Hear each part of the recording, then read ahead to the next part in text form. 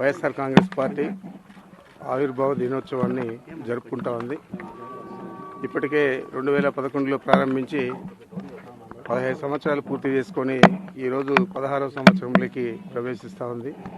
ఈ 15 సంవత్సరాలు కూడా అధికారం ఉండినా లేకపోయినా ప్రజల కోసం, ఈ రాష్ట్ర అభివృద్ధి కోసం వైఎస్ఆర్ కాంగ్రెస్ పార్టీ పాటుపడింది.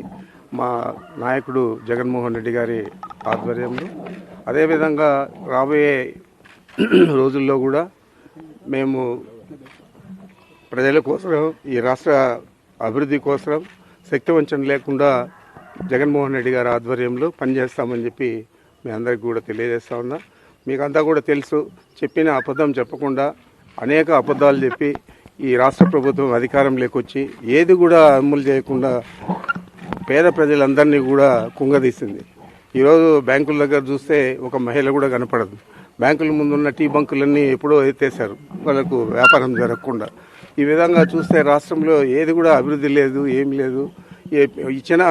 తెచ్చిన అప్పులు కానీ, కేంద్ర ప్రభుత్వం ఇచ్చిన డబ్బులు కానీ ఇవన్నీ కూడా కేవలం క్యాపిటల్ అమరావతిని అభివృద్ధి చేయాలని ఆలోచన చేస్తూ ఉన్నారు తప్ప పోలవరం లేదు, సాగునీటి ప్రాజెక్టులు లేదు, చెప్పిన వాగ్దానాలు అమలు లేదు, ఏది కూడా లేదు. ఇంత దరిద్రమైన ప్రభుత్వం ఈ రాష్ట్రానికి రావడం చాలా దురదృష్టకరం. మేము కూడా చాలా 78 నుంచి ప్రత్యక్ష రాజకీయాల్లో ఉన్నాం.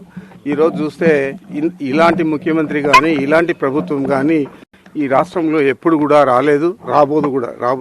రాబోయే రోజుల్లో కూడా రాబోదు కూడా.